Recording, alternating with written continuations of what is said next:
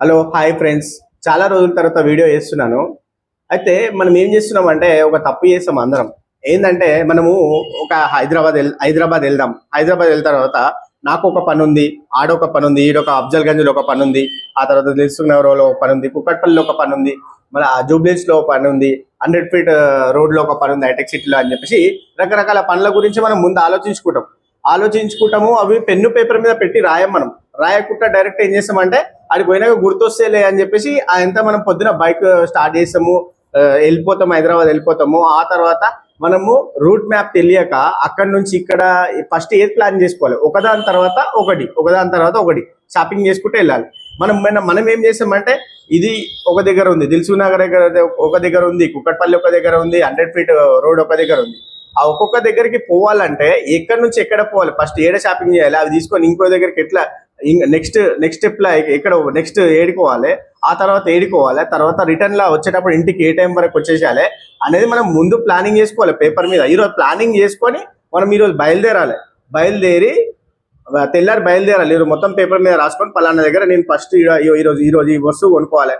ఆడి నుంచి తర్వాత ఆడికి 10 కిలోమీటర్స్ ఉంటుంది. ఆడికి హాఫ్ అన్ అవర్ ప్రయాణం, ఒక అర్ధగంట టైం పడుతుంది. మళ్ళీ ఆడికి ఇంకో గంట టైం పడుతుంది ప్రయాణం. అక్కడ నుంచి షాపింగ్ అంతా చేసిన తర్వాత మళ్ళీ ఇంటికి రావడానికి ఇంత టైం పడుతుంది. అలాంటి పర్టిక్యులర్గా ప్లానింగ్ చేసుకొని సిటీకి వెళ్తే అప్పుడు మనం అనుకున్న పనులన్నీ రీచ్ అవుతాం. కానీ అక్కడ వెళ్ళిన తర్వాత ఏ ప్లానింగ్ లేకుండా వెళ్ళడం వల్ల ఏమవుతుంది అంటే మనం పోయి ఒక్క పనికే మొత్తం ఉన్న టైం అంతా వేస్ట్ అయిపోతుంది. మనం పోయిన టైం అంతా వేస్ట్ అయిపోతుంది. మనం క్లారిటీ మిస్ అవుతుంది. మనం వెళ్ళాల్సిన క్లారిటీ మిస్ అవుతుంది. కాబట్టి నేనేమంటున్నా అంటే ఎట్లయితే మనము ఈ ఖాళీ షాపింగ్ చేయడానికి హైదరాబాద్కు పోతున్నామో ప్లానింగ్ చేసుకొని ఈ ఓన్లీ షాపింగ్ ఒక నెల రోజుల అవసరానికి కావచ్చు, సంవత్సరం అవసరానికి కావచ్చు, ఒక్కరోజు అవసరం గురించి మనం ఇంతగానము ప్లానింగ్ చేసుకొని హైదరాబాద్ పోయి ఇవన్నీ చేస్తున్నాము. మనం ఇంత పెద్ద లైఫ్ ఉంది మనకు, అంటే మనం ఇన్ని ప్లానింగ్లు చేసుకోవాలి. మనం 6 నెలల తర్వాత టీవీ కొనుక్కోవాలా, సంవత్సరం తర్వాత టీవీ కొనుక్కోవాలా, 6 నెలల తర్వాత మొబైల్ కొనుక్కోవాలా, 6 నెలల తర్వాత టీవీ కొనుక్కోవాలా, ఇల్లు కొనాలంటే 20 సంవత్సరాల దాకా ఎట్లా డబ్బులు మెయింటైన్ చేయాలి, అసలు ఎక్కడ దాచుకోవాలి, డబ్బులన్నీ ఇక్కడ దాచుకోవాలి. నా దగ్గర రోజు 2000 వస్తాయి. అవి 2000 రూపాయలు ఇక్కడ దాచుకోవాలి. నేను ఏం చేయాలి? ఆ 2000 ఎలా పెరుగుతాయి, పెరిగిన తర్వాత నేను ఎలా ఆ 2000 సేవ్ చేసుకుంటా, నా 20 సంవత్సరాల తర్వాత ఇల్లు నేను ఎలా కట్టుకోవాలి, నా ప్లానింగ్ ఏంది, అసలు ఏ ప్లేస్ లో డెవలప్మెంట్ అవుతుంది. ఇల్లు అంటే అందరికి కావాల్సిన నీడు ఏంటంటే ప్రతి ఒక్కరికి ఇల్లు కావాలి ఉండడానికి. మా మ్యారేజ్ లైఫ్ లో ఏమవుతుందంటే ఫస్ట్ ఒక ఇల్లు ఉంటుంది, అందులో 4 అన్నదమ్ములు ఉంటారు, అమ్మ నాన్న ఉంటారు. ఓకే, మ్యారేజ్ అయిపోయిన తర్వాత 4 అన్నదమ్ములు విడిపోవాల్సింది ఎప్పటికైనా. కానీ ఒక్కొక్క తమ్ముడు, ఒక్కొక్క అన్న, ఒక్కొక్క ఇల్లు, 4 ఇల్లు అవసరం పడతాయి. అంటే ఏంటంటే ఫ్యూచర్ ప్లానింగ్ అనేది ఇప్పటి నుంచే మీరు పేపర్ మీద పెట్టి చేసుకోండి. ఫ్యూచర్ ప్లాన్ పేపర్ మీద రాసుకోండి. నేను పలానా రోజు పలానా చెయ్యాలంటే నేను ఈ రోజు ఇన్ని డబ్బులు దాచిపెట్టాలి. మళ్ళీ ఎక్కడ దాచిపెట్టాలి, అవి ఏం చేయాలి, డబ్బులు ఏం చేయాలంటే అది బ్యాంకింగ్ సెక్టార్కి వెళ్ళి ఎక్కడైతే మీ బ్యాంక్ అకౌంట్ ఉందో ఆ బ్యాంక్ లో మేనేజర్ దగ్గరికి పోయి, సార్ నాకు పలానా నెలకు 50,000 వస్తున్నాయి, నాకు 10,000 మిగులుతాయి, 40,000 ఇంటి ఖర్చులు పోతాయి, నేను మిగతా అన్ని డబ్బులన్నీ వేస్ట్ అయిపోతున్నాయి. ఆ 10,000 రూపాయలు నేను ఏం చేస్తే బాగుంటుంది, నాకు 20 ఏళ్ళ తర్వాత నాకు ఇల్లు కావాలి సార్, నేను ఏం చేస్తే బాగుంటుంది అంటే బ్యాంకు మేనేజర్ ఏం చెప్తారంటే, బాబు నువ్వు చేసినావు కరెక్టే, నువ్వు మంచి పని చేసినావు, ఇడికి వచ్చి మా దగ్గర రకరకాల ప్లాన్లు ఉంటాయి. మా దగ్గర ఎస్ఐపి ఉంటుంది, షేర్ మార్కెటింగ్ ఉంటుంది, ఆర్డి ఉంటుంది. నీ డబ్బులు నీకు బ్యాంక్లో సేఫ్ ఉంటుంది, మళ్ళీ ఇంట్రెస్ట్ కూడా ఎక్కువ వస్తుంది. నీకు 20 years ప్లానింగ్ ఉంది కాబట్టి ఆ లోపు నువ్వు కట్టే పైసలకు 3 times వస్తాయి డబ్బులు.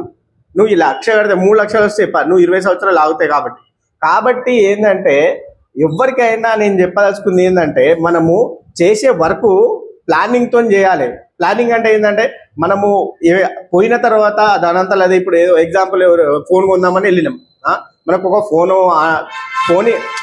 కొందామని వెళ్ళినాం, కానీ ఆ ఫోన్ గురించి స్పెసిఫికేషన్ ఏంటనేది ఫస్ట్ మనం ఒక 2 రోజులు సెర్చ్ చేయాలి గూగుల్లో కానీ, తర్వాత ఫ్రెండ్స్ని కానీ, వాడిన వాళ్ళని కానీ, ఆ ఫోను బాగా వర్క్ చేస్తుందా లేదా, మళ్ళీ అది ఎట్లుంది, ఏం కథ, బ్యాటరీ లైఫ్ ఇస్తుందా లేదా, ఫోటోలు కరెక్ట్ వస్తున్నాయా లేదా, అన్ని రకాలుగా మనం ఫోన్ గురించి ఎంక్వైరీ చేసిన తర్వాత అప్పుడు షాపింగ్కు మనం బయలుదేరాలి. అంతేగాని వాడు షాప్ వాడు మొబైల్ సంగీతం మొబైల్ పోయిన తర్వాత చాలా రకాల మొబైల్ డిస్ప్లేలు ఉంటాయి, చూపిస్తాడు. సార్ ఇగో వివో కొత్త మోడల్ వచ్చింది, ఒప్పో కొత్త మోడల్ వచ్చింది, సామ్సంగ్ గెలాక్సీ S24 కొత్త వచ్చింది, iPhone 15 కొత్త వచ్చింది అని చాలా రకాల మొబైల్లో చూపిస్తాడు.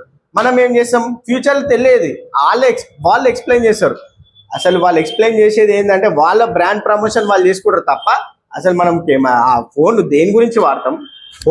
హోమ్లో ఇంట్లో వాడే వాళ్ళకు చిన్న ఫోన్ సరిపోతుంది, కొంచెం జాబ్ చేసే వాళ్ళకు ఇంకొంచెం పెద్ద ఫోన్ సరిపోతుంది, ఇంకా పెద్ద మొత్తం ఆన్లైన్ వర్క్ చేయాలంటే ఐఫోన్ కావాలి. అయితే మనము ఏ ఫోన్ కొనేటప్పుడు కూడా ఆలోచించి కొనుక్కోవాలి, ఏది చేసినా ఆలోచించి కొనుక్కోవాలి, పేపర్ పెన్ను పెట్టి దానికి సంబంధించిన వరకు చేయాలి. అట్లయితేనే మనం జీవితంలో ముందుకోగలుగుతాం. అంతేగాని మనము ఏదో పోగానే ఏదో నచ్చితే ఆడిపోగానే సెలెక్ట్ చేసుకుందాం, ఆడిపోగానే అన్ని వాళ్ళే చెప్తారు కదా స్పెసిఫికేషన్, నచ్చింది తీసుకుందామని ఎప్పుడు కూడా తప్పు చెయ్యొద్దు. ఎందుకంటే మీ డబ్బులే వేస్ట్ అవుతాయి.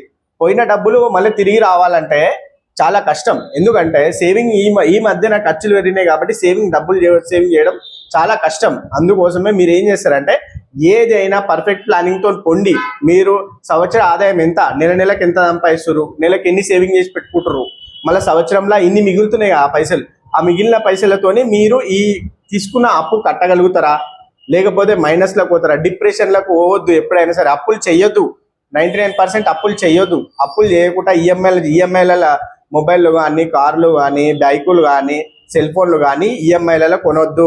అది ఖచ్చితంగా కొంటే తర్వాత చాలా ప్రాబ్లమ్స్ వస్తాయి.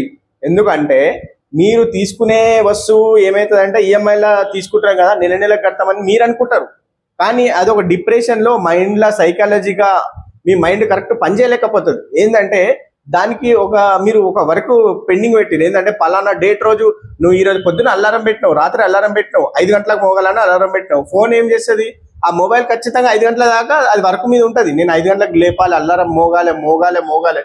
అలానే ఈ జీవితంలో కూడా మనకు టెన్షన్ మైండ్లో ఈఎంఐలు అవన్నీ చేయడం వల్ల మన మైండ్లో టెన్షన్ పెరిగిపోయి డిప్రెషన్ పోయి బీపీ పెరిగి చాలా రకాల వ్యాధులకు గురవుతాం. కాబట్టి నేను చెప్పేది ఏంటంటే ప్రతి ఒక్క వర్క్ కూడా మీరు ప్లానింగ్తో చేయండి. ప్లానింగ్తో చేస్తేనే మీకు మంచి ఫ్యూచర్ ఉంటుంది, మంచి భవిష్యత్తు ఉంటుంది.